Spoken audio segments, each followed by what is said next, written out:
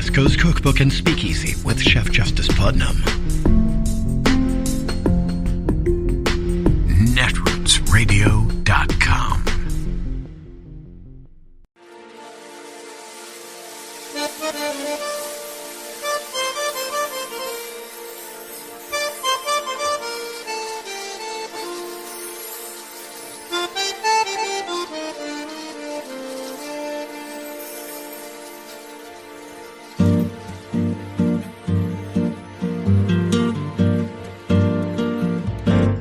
Je voudrais du soleil vert, des dentelles et des théières, des photos de bord de mer, dans mon jardin d'hiver. Je voudrais de la lumière, comme en Nouvelle-Angleterre. Je veux changer d'atmosphère, dans mon jardin d'hiver. Ma fleur sous la pluie de novembre, tes mains qui courent, je n'en peux plus de t'attendre. Les années passent, il est loin, là je tombe. Nul ne peut nous entendre. Je voudrais du Fred Astaire. Trump and many of his MAGA fans are having trouble with their own fake audits that they've demanded while they're ramping up attacks on democracy. Take a look in Georgia, where Trump is actually under an ongoing criminal investigation. We won on the Arizona forensic audit yesterday at a level that you wouldn't believe. It is clear in Arizona that they must decertify the election. It was a corrupt election. And it's my opinion, by the way, that Georgia is far worse. You may be feeling like you're having flashbacks there. Donald Trump speaking to a crowd with all of the usual pageantry. This was this weekend, and this is part of what this MAGA movement has become. Calls to decertify elections, even when their own sham audits, which aren't valid and wouldn't change the outcome anyway, actually found that Trump lost by even more than he thought. New York Times reporting Trump and his allies are fomenting more and more conspiracy theories. A Washington Post probe, meanwhile, shows an election supervisor in Colorado accused of sneaking someone into county offices to copy voting system hard drives. This is not a drill. It requires scrutiny to be ahead of whatever they may be cooking up. Republican Congresswoman Cheney, who of course was ousted from leadership over confronting Trump's big lie, is saying, pay attention because this person, who may run again for president, is dangerous. I watched while the attack was underway, understood very clearly what he did on January 6th, what he failed to do on January 6th. Instead of stopping the attack while it was underway, he was busy calling up senators, trying to get them to delay the count. So there was no calculation. I think he's very dangerous. That is an insider, a conservative Republican, speaking in depth about what she views as the sloppy coup that Trump continued to try to execute on January 6th amidst the crime spree at the Capitol. Meanwhile, the Times is reporting that the FBI had an informant during the insurrection, a member of the Proud Boys who was reportedly texting his own FBI handler during that fateful insurrection, but maintaining they had no plans to enter the Capitol itself. Meanwhile, Speaker Pelosi's investigative committee trying to get to the bottom of it all. Last week, there was news of a major win for Congress. You may recall we were covering this. Biden's administration said from the lectern, the White House press secretary, that he would not use executive privilege to shield Donald Trump with the release of information or evidence relating to the January 6th insurrection. So that felt like a big deal when it comes on the record from the lectern. But this is interesting, and this happens, of course, on many stories, including out of Washington. The Biden administration is now appearing to walk back that fairly straightforward statement. It is saying something that sounds much more lawyerly, that decisions about whether or not to shield evidence and documents will actually be made on a, quote, case-by-case basis. I'm joined now by former acting U.S. Solicitor General Neil Katyal. Much to get into, but I want to begin With where we left off late last week, everyone's had their time and their weekends. It seemed like a major development from the White House lectern spurning executive privilege claims by Donald Trump if he tries to make them around January 6th. Now we're told case by case. Enlighten us. Break it down both. What does that mean, and what do you think is happening here at the intersection of Washington law and policy, which you lived? Great to see you, Ari. It's been a while. I'm really glad to be back. So executive privilege is this idea that basically there's a zone of secrecy around the president and presidential decision-making that protects information. And so what the Biden administration last week said was, well, with respect to January 6th, we're going to let these White House officials be subpoenaed, testify in front of Congress and the like. Now, today, I don't think they've walked it back. I think they've just said they're going to evaluate things on a case-by-case basis. I think that's actually the standard long-term Justice Department position. Here's why. Because suppose you have a president, like a normal president, who actually does work. Even if you have something like an insurrection happening on January 6th, maybe there's some foreign policy negotiation happening at the same time or something like that you don't want disclosed. And so it's fully appropriate, at least for presidents who do work, who are normal, that you'd want to have not a blanket executive privilege waiver, but something that's case by case. And that's all I think today. Let me press you on that a little bit, because I hear what you're saying. It makes sense. The case-by-case framework, though, is we're talking about the case of the January 6th insurrection. We didn't read or report Jen Psaki saying that there would never be a possible situation where something that the previous president did would be entitled to this. But on this probe with this January 6th committee, she seemed to imply they weren't going to honor it, then walked it back. So if it's case by case and she says on this case they weren't going to honor it, and now they're kind of pulling back from that, it feels like they may still leave room to not fork over stuff around this case. And Ari, what I'm saying is I think by case, I don't think I mean the case of January 6th as much as the micro details about any specific incident on January 6th. And it's at least conceivable to me that in setting policy, you wouldn't want to say, hey, maybe there's some secret negotiation that's happening at the same time or something like that. Maybe that little piece shouldn't be disclosed. But absolutely, I'm agreeing with you 100%. If the Biden administration walked back, letting the American public and the Congress know what's happening on January 6th, I will have a conniption. I mean, because that, there's nothing more important than getting to the bottom of the truth. And I take it that the White House is on the same page there. And you're known for your measured analysis and not for conniptions. So that shows people, if you're going to get to a codshell conniption, that would be quite a development. You're warning us to sit it out and make sure we see where this ultimately lands, which is, of course, I think a fair point as well, as everyone's following quite closely what comes out of the White House on that. I want to switch gears, but a similar topic, play you something that Steve Schmidt said when he was talking to Rachel about what we're seeing here is this building chorus of attacks on the 2020 election results. And it's gotten more and more absurd, which on the one hand can make you feel dismissive, like, leave it alone, why even bring it up? But on the other hand is sort of normalizing and routinizing this endless relitigation to a degree that as if elections aren't really resolved. It kind of just depends on what people feel or what their own political audits say. And he made a point about why he thinks this is happening. Take a listen.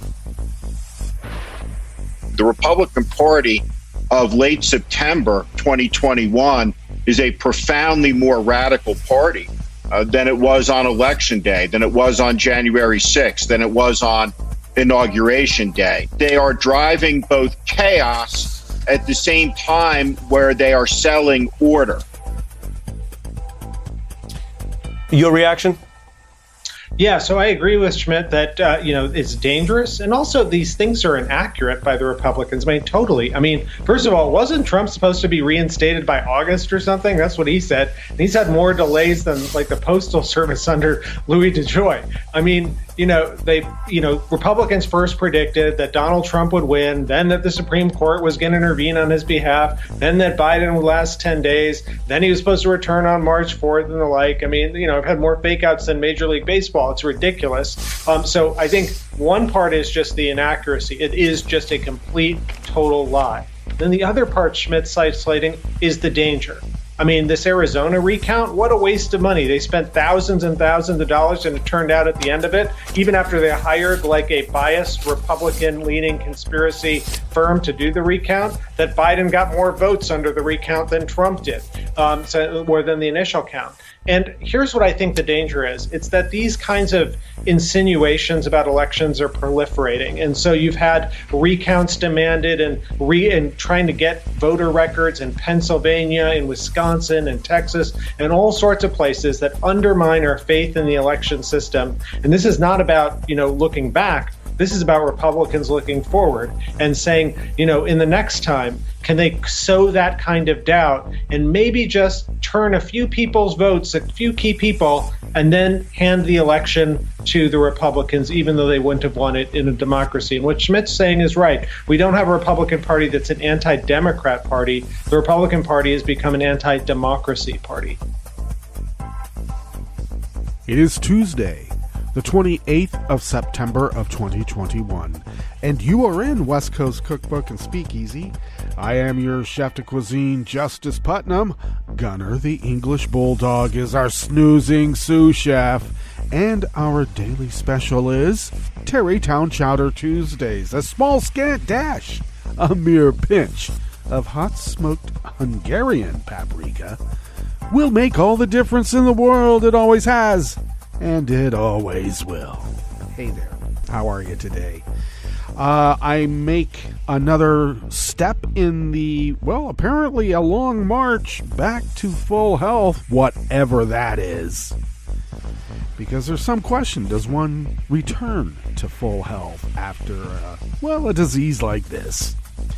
I was wondering, I have to confess, during the midst of it, there were times that I pondered the severity of the disease, it being so severe that one could die from it.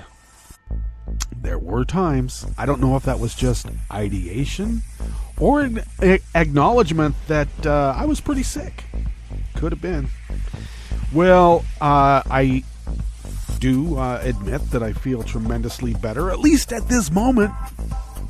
This thing comes in waves. It just, still hard to get through the whole day without a really long nap. Starting around noontime, noon to 1, I start to fade. And then I have like hours long naps, not 20 minutes, not just getting into REM and getting that restful sleep. You need about 10 minutes of REM and you're pretty good. Takes about 20 minutes to get there though, so half an hour nap. Or, if you can get into rapid eye movement state, you are in restful sleep. It's just getting there. So, it's been hours long naps. Actually, I had to force myself to get up yesterday. Put around, make dinner. I actually anticipated going to a drive-thru and picking something up. I know, excuse me. But I didn't even have the energy to do that. It seemed like, I'll just put something in the oven, let it cook. Okay. And I love to cook. In fact, I was so fatigued, I had to stop watching the football game. It was tiring me out. Watching those guys run around there, it made me tired. Made me think what the hell I was thinking when I was doing that back in the day. Not just with kids, but pretty big kids in college. Yeah. Why? Well, here we are. Approaching old age. You know what happened to middle age? Just went right by me. I always thought, I'm not at middle age yet. Now I'm wondering, where the hell did middle age go? It was way back. So, I am feeling a bit better, I joke, Some good news on my mom front. She called me yesterday. Called me late. I had spoken with my sister a bit, actually when I forced myself to get up from my hours-long nap. My sister called to update me on what was going on with Mom. And so I just figured, Mom's napping right now. She had had a pretty big day with the physical therapy, and my sister actually is part of the team, since my sister runs the whole department there for respiratory.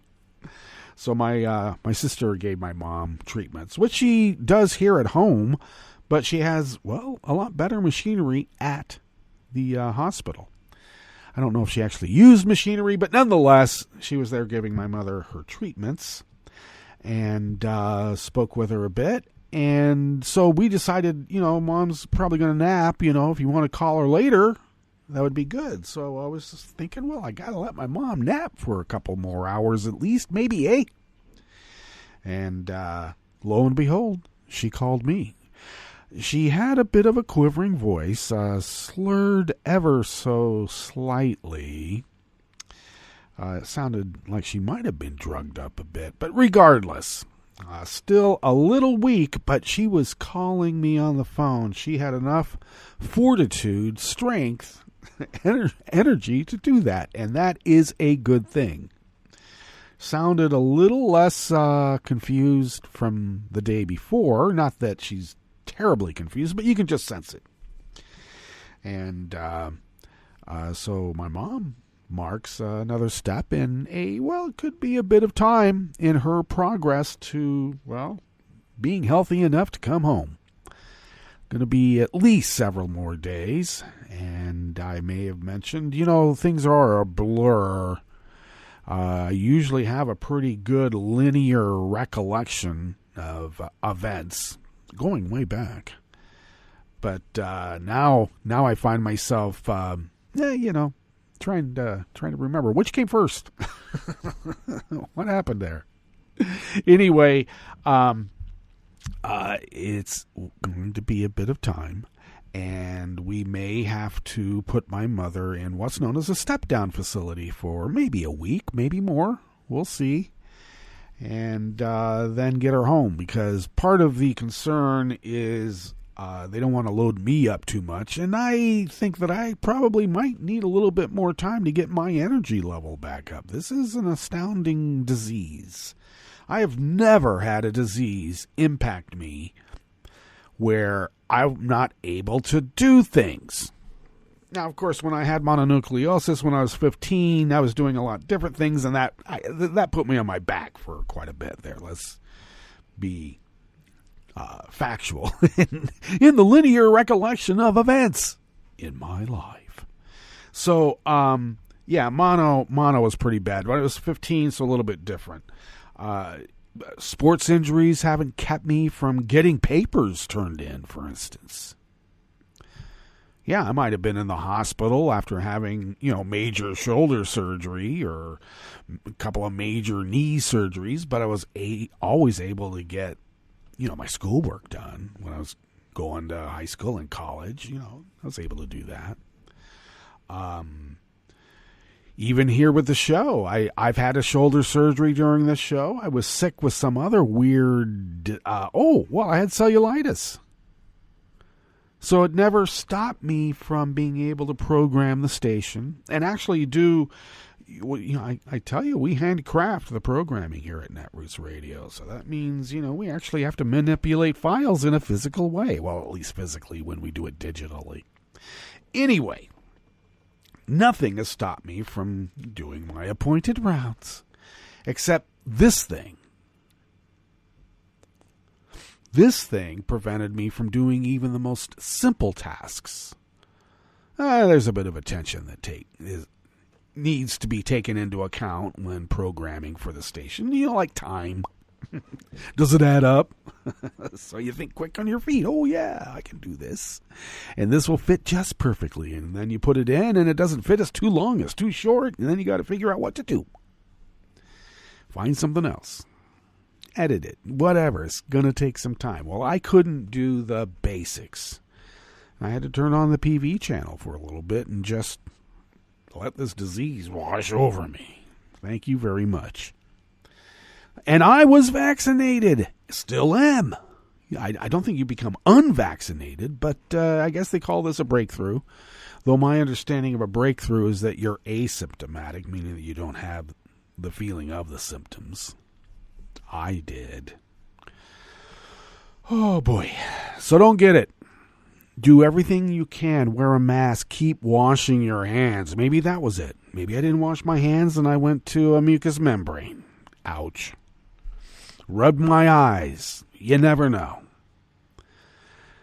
Could have been aerosolized droplets getting into my nose, getting into my lungs. Who knows? The fact is that I live in one of the least vaccinated areas in the country. And they revel in that, I will add. They mock those of us who are vaccinated as if there's something wrong with us. And they want to run everything. They don't know how, but they're going to anyway, because they got the guns. It's their Second Amendment right to, shoot their neighbors, I guess. It was never about personal safety and security. It was always about taking over the government. They're not talking about protecting themselves from the government. They want to take over the government. Now, I got to tell you, if a bunch of hippies talk like that, I don't know, some of these people are old Nazi hippies. You could never figure them out. Actually, on the commune, I bet I know exactly who became Trumpers. Every single one of those who sat on their ass and let the rest of us, who was, about 5, do all the work, bring in all the money, pay all the bills. And they sat on their ass saying, stick it to the man. Yeah, I guess we were the guys doing all the work, so they were sticking it to us. I'm sure those were the ones who became maggots. I'm sure of it. So, yeah, I just know that if a bunch of hippies decided that they were going to do, take over a national monument park up in the Cascades, a wildlife refuge. Let's go take that over. You think for one moment they wouldn't have brought the helicopters in and drones and just, they don't care about the facility. They would have gotten the perps, us.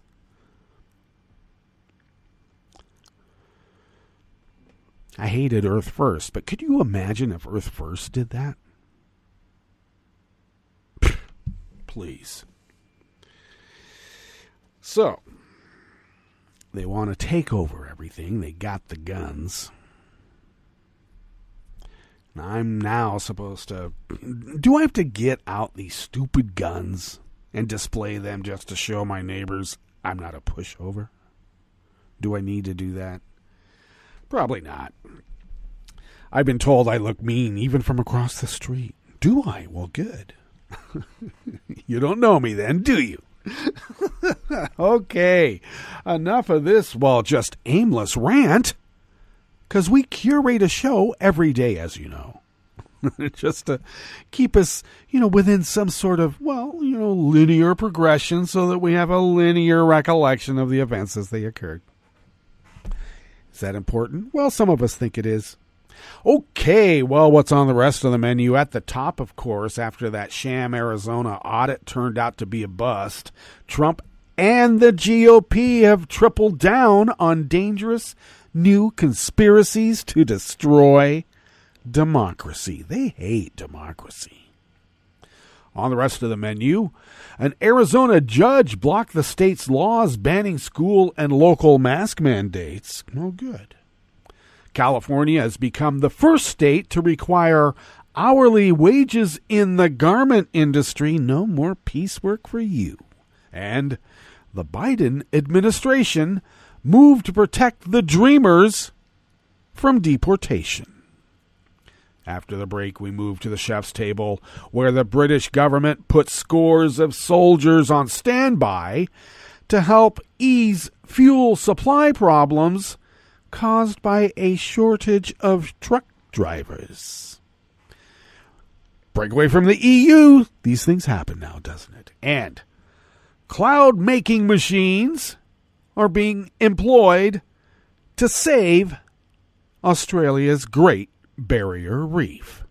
All that and more on West Coast Cookbook and Speakeasy. Bon appetit.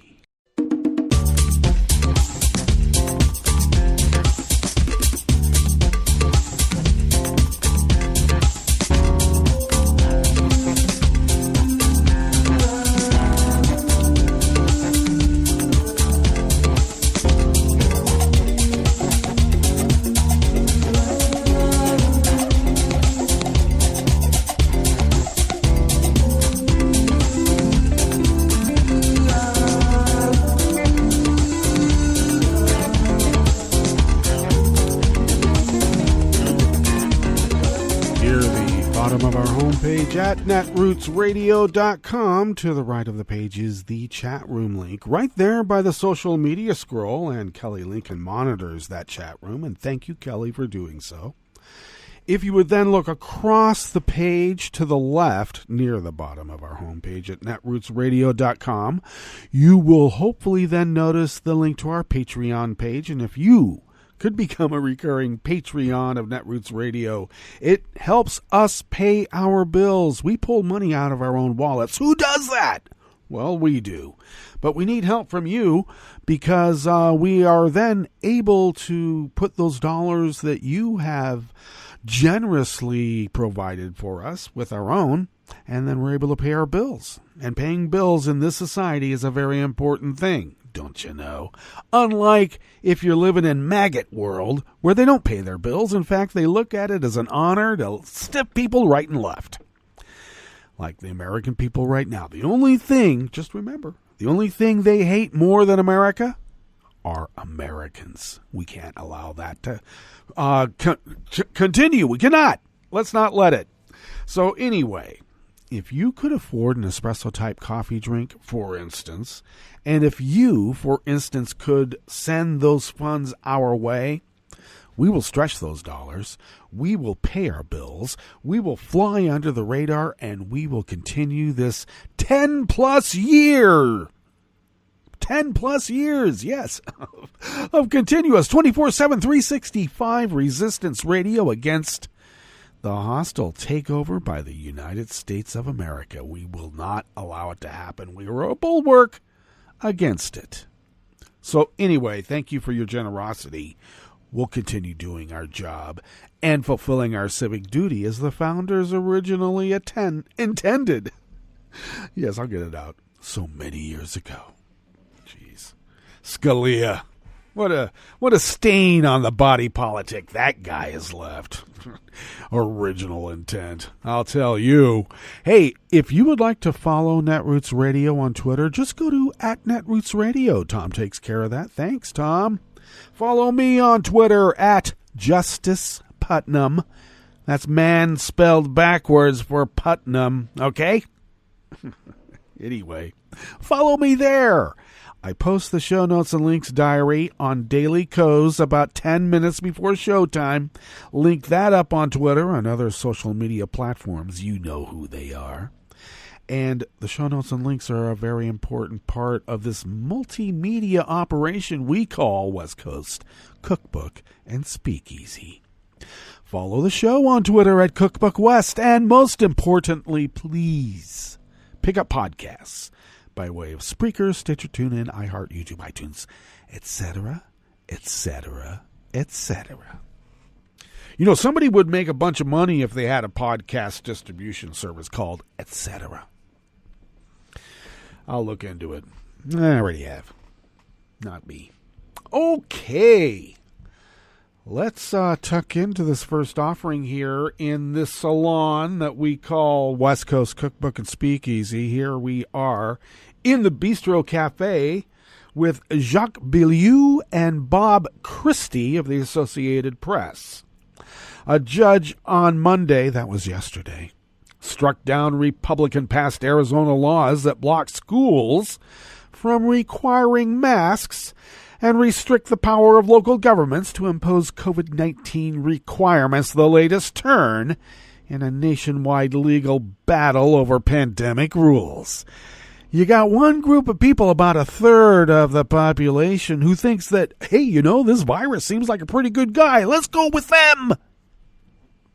If it withstands a promised appeal, the ruling by Maricopa County Superior Court Judge Catherine Cooper could clear the way for Arizona cities and counties to enact mask requirements.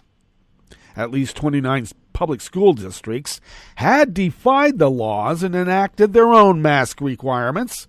Cooper's sweeping ruling also struck down a number of non-virus provisions that were slipped into the state budget and an entire budget measure that had served as a vehicle for a conservative policy wish list. They included a required investigation of social media companies and stripping the Democratic Secretary of State of her duty to defend election laws, because Nazis don't like elections. They love force, and they're forcing themselves, well, on us in an attempt to destroy the United States of America and democracy itself. Is that in this reporter's opinion? This is not an opinion. This is a fact. Please. Gunnar the English Bulldog, our snoozing sous chef, is doing his job. Can you tell? Well, he is. The ruling comes as the fight over school masks and other COVID-19 restrictions has moved into courtrooms across the U.S. Lawsuits have been filed in at least 14 states, either for or against masks in schools. They directly challenge either state rules banning masks or local school board policies mandating them. In Texas, dozens of school districts have defied Republican Governor Greg Abbott's mask mandate ban, but the state's highest court sided with him last month. In Florida, an appeals court overruled the lower court this month and allowed Ron DeSantis, his ban on school mask mandates to go back into effect. The case has ping-ponged between federal and state courts. A federal judge in Iowa blocked a state law that bans school masks, and parents are split, with some scared that their children could be exposed to the coronavirus without a mask mandate, and others saying their children are at little risk and that mask requirements harm their kids. Yeah, you let them go through shooter drills, but it's the mask that's making them all crazy. In Arizona, a coalition of educators and allies is sued to challenge laws prohibiting public school districts from imposing mask requirements, colleges from requiring vaccinations for kids, and communities from establishing vaccine passports for entry into large events, businesses, and other places. It also challenged a broad invalidation of any other local virus measure. I need to remind folks, public health laws are there for a reason. It's not a suggestion. The reason it's a law is because you have scofflaws who refuse to follow the law at the expense of the community, at the expense of the state, at the expense of the nation, at the expense of your grandmother and grandfather.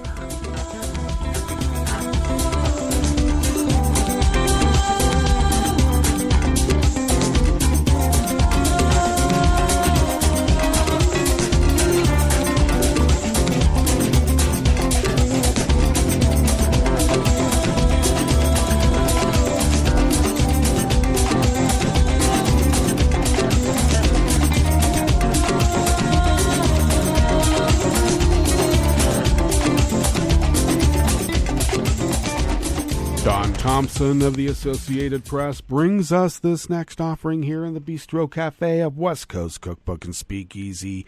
Tarrytown Chowder Tuesdays. Well, you know, this article is about hourly wages in the garment industry, but it should be important to note as well that California has become, the 8th? Is it the 8th state, or is it more? 9?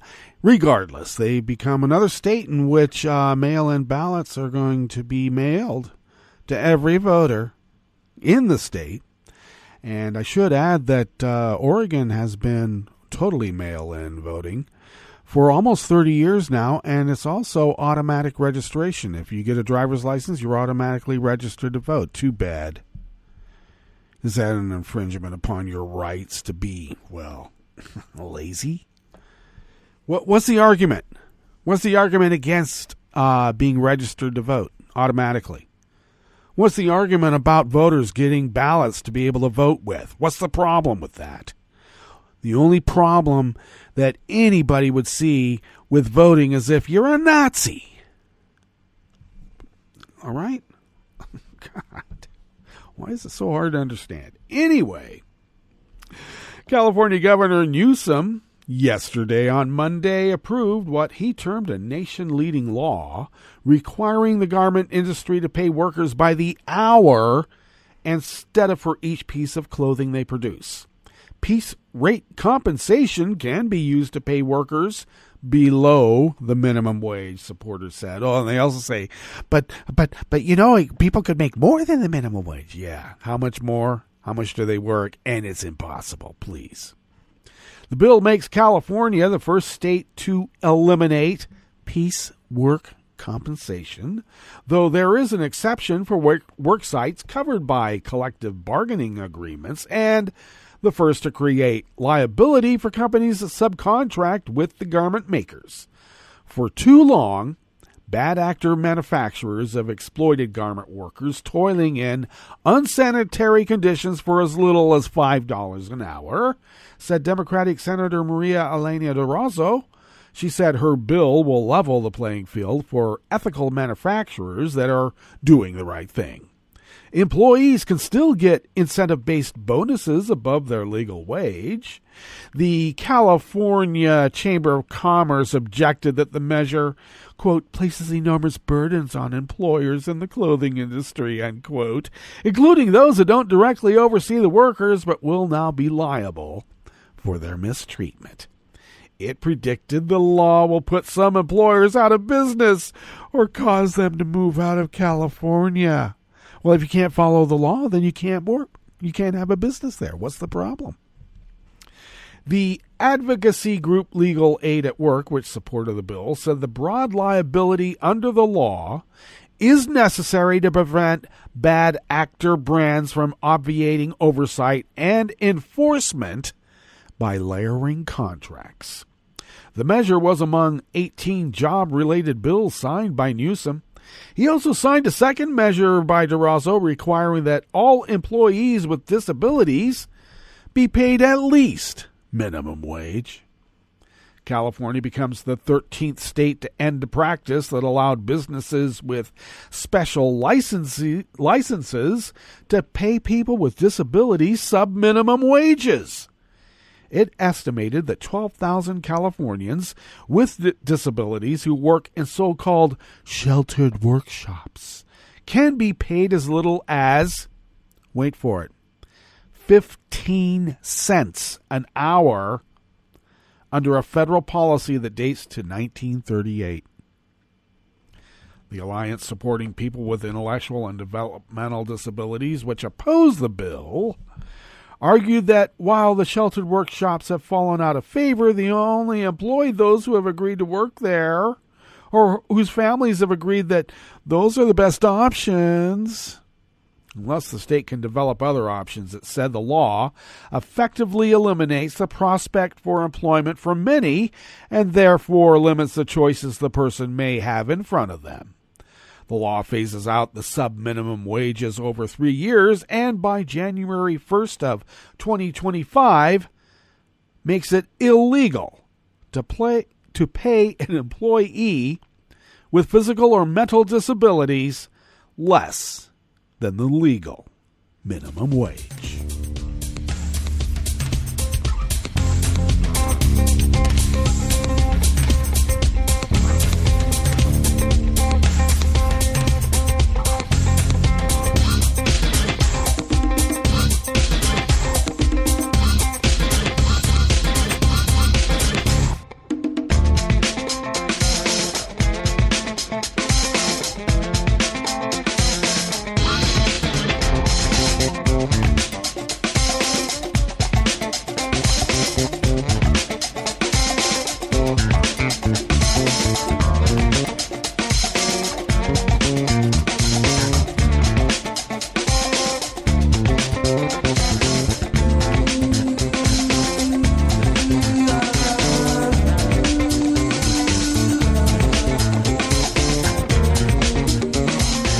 Daniel Wiesner of Reuters brings us this final offering here in the Bistro Cafe part of West Coast Cookbook and Speakeasy.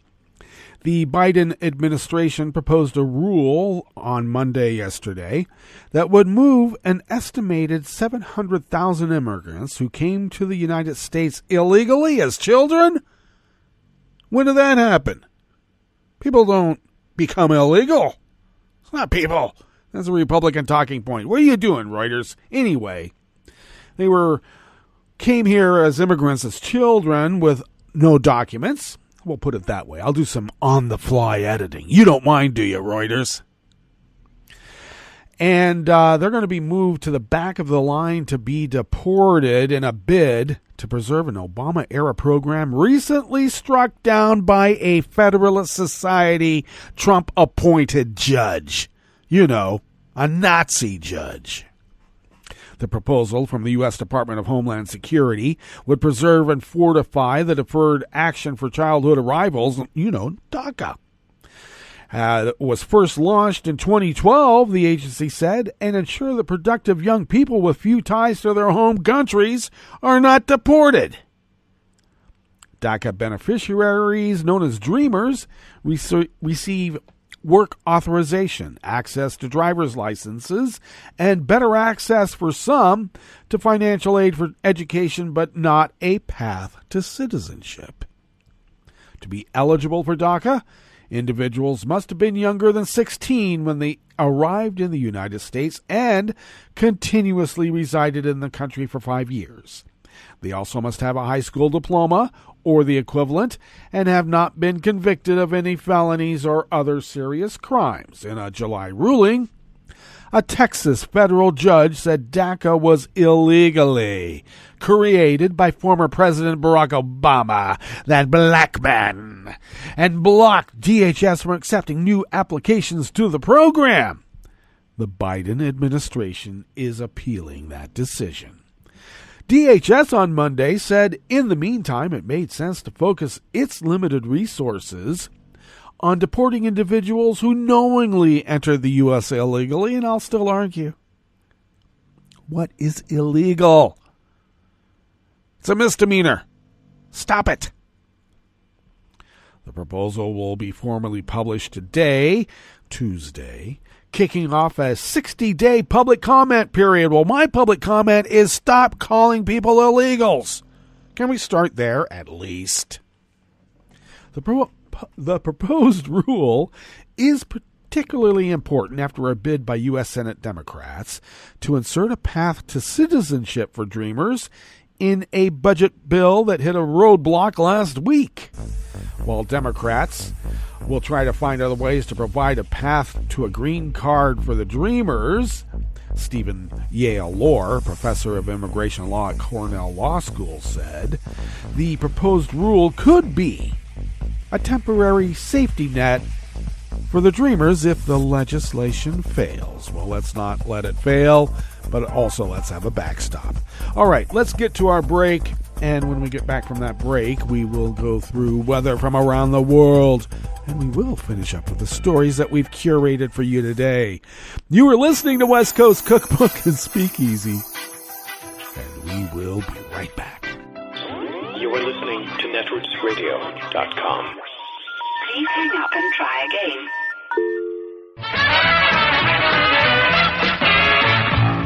From a point at sea to the circles of your mind, a new force is at work for planetary transformation.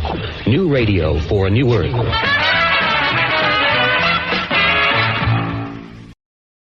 This is Take Two Movie Review. I'm Mike Friend. This week, Guilt and Redemption. Film buffs perk up when a new one from Paul Schrader hits screens. This one, called The Card Counter, is about the gambling technique in the same oblique way that The Taxi Driver, penned by Schrader in the 70s, was about driving a cab. Our protagonist is Oscar Isaac's character, William Tillich, fresh out of federal prison for his participation in the events at Abu Ghraib, and now, non-coincidentally, is using the name William Tell. His gig is traveling from casino to casino, staying in nondescript hotel rooms, ritualistically modified to make even more nondescript. Along the way, he meets Lalinda, Tiffany Haddish, who represents a syndicate that backs professional gamblers, Kirk, the 20-something son of another Abu Ghraib guard who had committed suicide, that's Ty Sheridan, and Major John Gordo, a commander from Abu Ghraib who had walked after the events there, brought off by William Dafoe. The latter is found pitching his security firm at a hotel where William is gambling. The young Kirk is stalking Gordo and preparing his demise, and attempts to enlist William's assistance in that effort. The The film turns on his reaction to the offer. Williams read aloud diary entries serve as narration to the character study that emerges. Through Kirk, there is redemption, with Lalinda a potential love interest, though the one scene suggesting this is so nearly a dream sequence that its context suggests its impossibility. And throughout, there's a haranguing poker competitor named Mr. USA, who's Ukrainian, who dresses in an American flag shirt and whose entourage chants USA, USA at every opportunity. The inappropriateness is the point. Nobody's being shy about the origins of the tale told in The Card Counter. This has been Take Two Movie Review. I'm Mike Friend. Catch up with us at take2moviereview.com and feed us back on our channel on YouTube.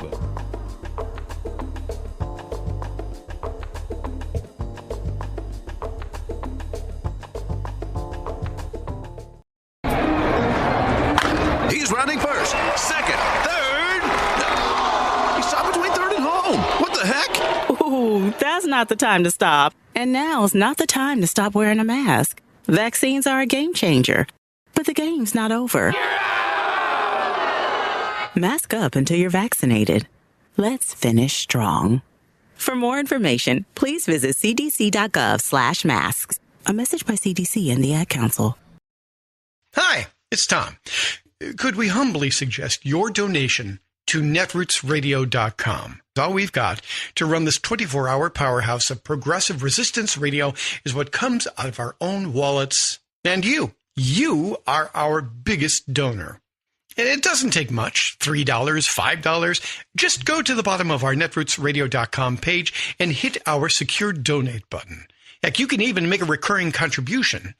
So donate what you'd like at the bottom of our netrootsradio.com's homepage. Because you are our biggest donor.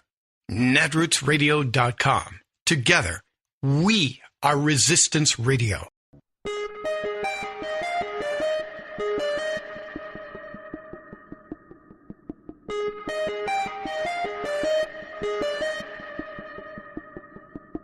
Can we agree that the North won the Civil War?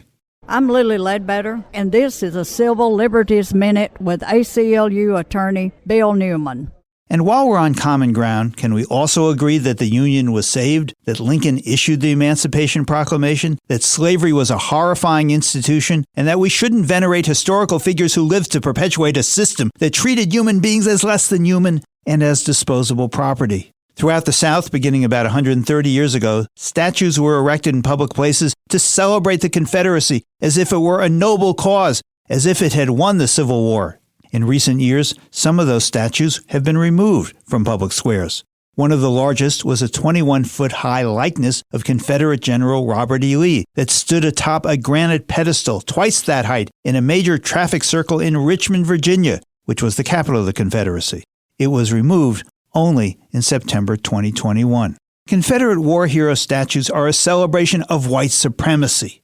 Sadly, most of them still remain. Throughout the South, there are over 700 of these monuments. That's just wrong. Our public squares belong to everyone.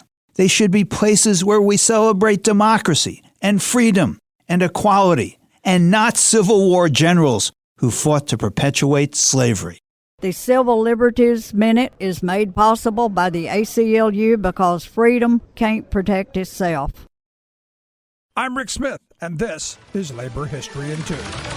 Would you be willing to stand up in solidarity with your fellow workers, even if it cost you your job? Well, on this day in labor history, the workers at Mersey Docks and Harbour Company in Liverpool, England, answered that question. The year was 1995. 329 Mersey dock workers refused to cross a picket line that was being walked against another company on the docks.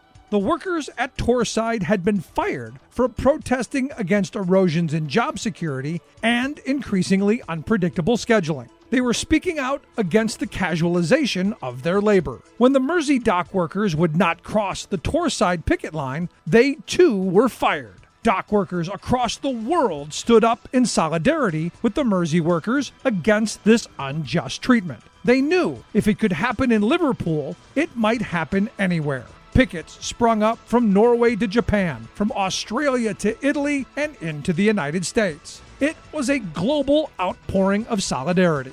The strike wore on for 850 days. 1 year into the strike, dock workers held an international day of action in support of the Liverpool workers. Finally, 2.5 years after they were fired, the dock workers agreed to a settlement. They did not get their jobs back, but they did get severance pay. A film was made about the struggle. The proceeds were used to purchase a bar in Liverpool. It is known as the Dockers Pub and has become a space for working class organizing. The International Dock Workers Council was also born from this strike. Today, the council has 90,000 members, a lasting movement of solidarity. 20 years after the strike, dock workers from across the world gathered in Liverpool to remember the struggle. Labor History in 2 brought to you by the Illinois Labor History Society and The Rick Smith Show.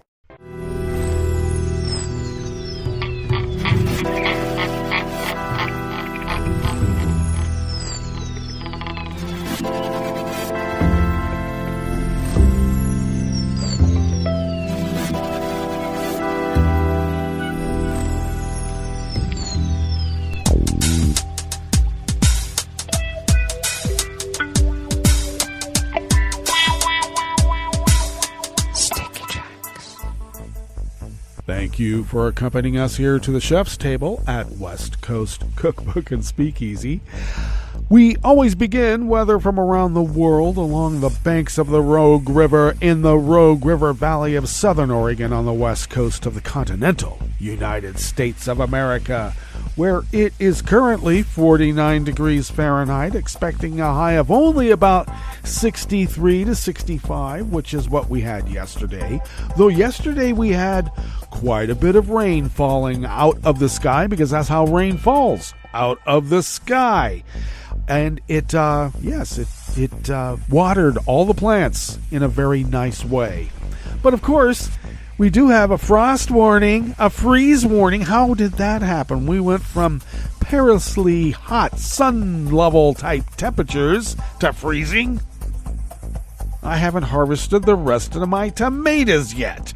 Stop it. Anyway, we have quite heavy fog right outside the window here in Rogue River proper, and we'll probably have some partial clearing later in the afternoon. We'll put the emphasis on probably.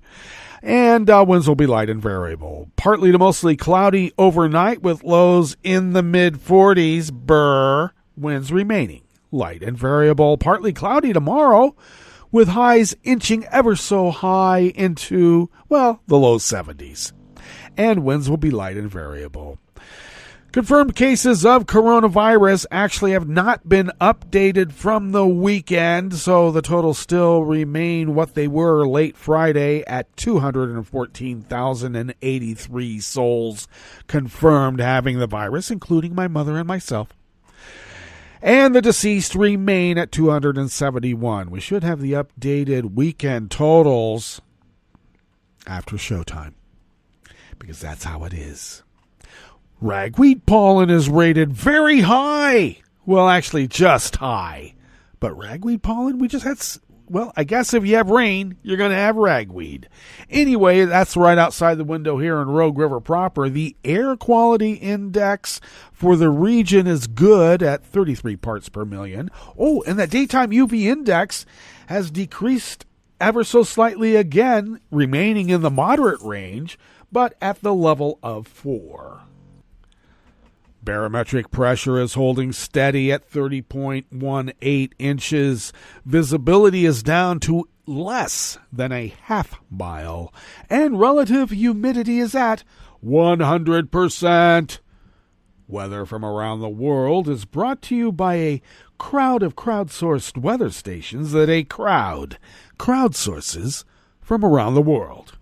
London is 63 degrees with showers in the vicinity. Paris is 66 and partly cloudy. Rome is 85 degrees and fair. Kyiv is 54 and partly cloudy. Kabul is 72 and clear. Hong Kong is 80 degrees and clear.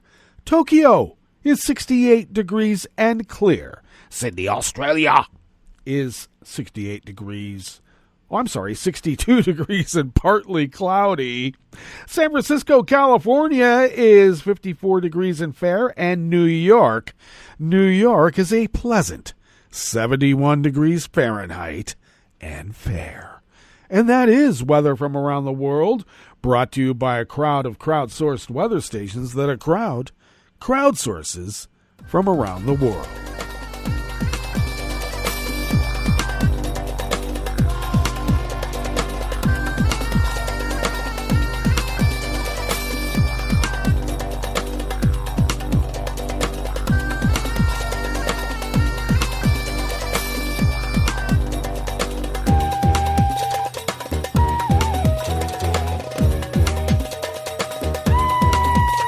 Jill Wallace of the Associated Press brings us this first amuse-bouche here at the chef's table at West Coast Cookbook and Speakeasy.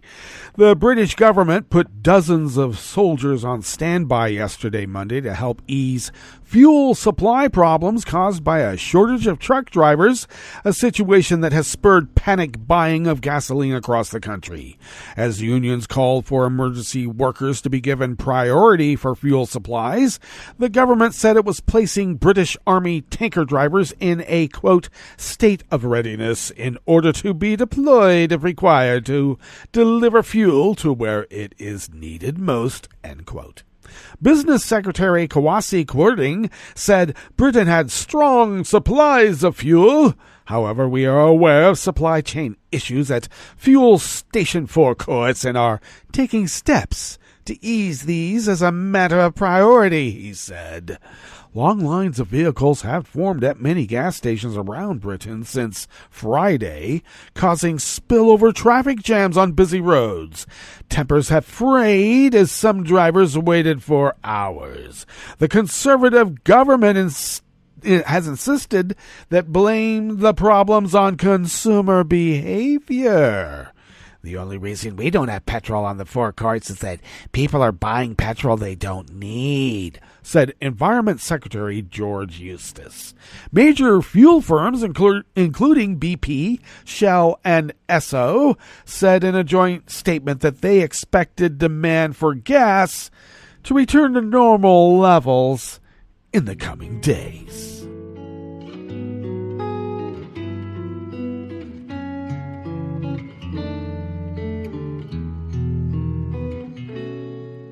Je te donne ce mon amour pour la vie entière. La promesse de me trouver à tes genoux. Aussitôt que tu m'appelles, rester toujours fidèle. C'est tout, c'est tout. Je te donne tous mes printemps, mes étés de mer. Mais automne, quand les feuilles tombent partout,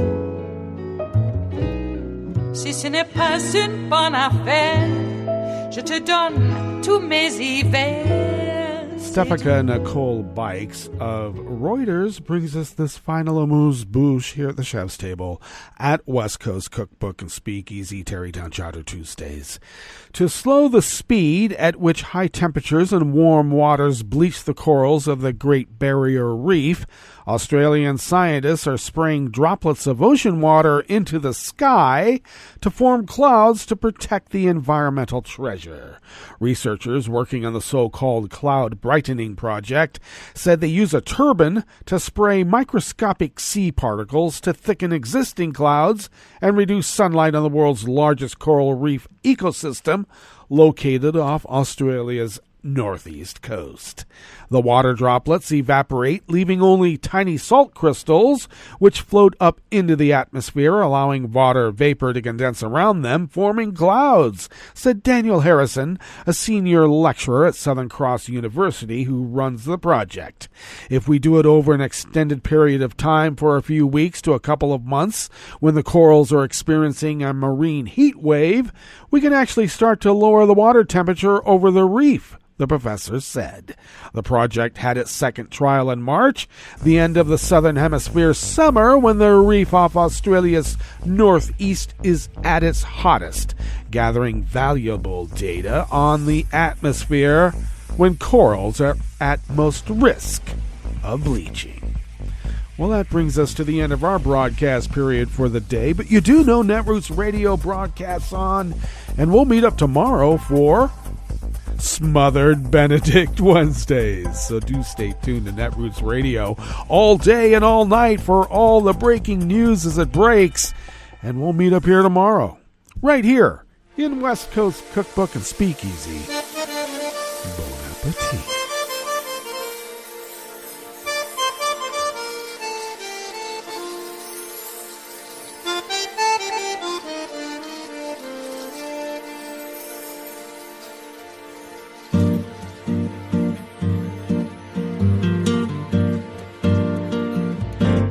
Je voudrais du soleil vert, des dentelles et des théâtres, des photos de bord de mer, dans mon jardin d'hiver.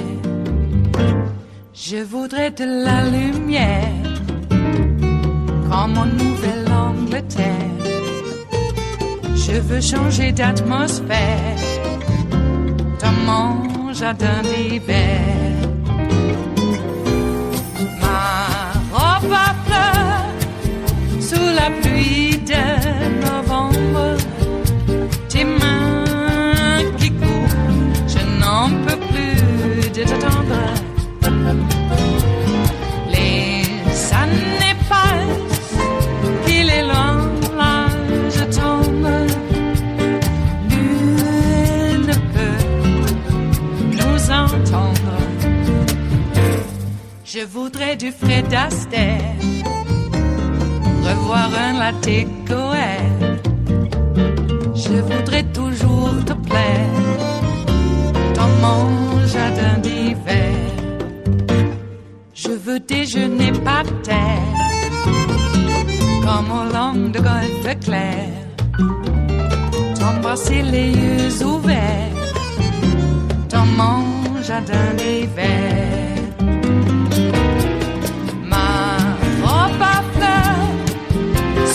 Pluie de novembre, tes mains qui courent, je n'en peux plus de t'attendre.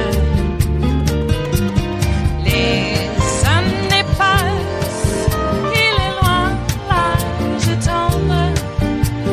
Nul ne peut nous entendre.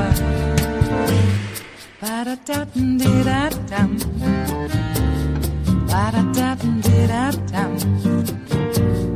Ba-da-da-dum-di-da-dum. Dans mon jardin d'hiver. Ba-da-da-dum-di-da-dum. Ba-da-da-dum-di-da-dum. Ba-da-da-dum-di-da-dum. Dans mon jardin d'hiver. Dans mon jardin d'hiver. Dans mon jardin d'hiver.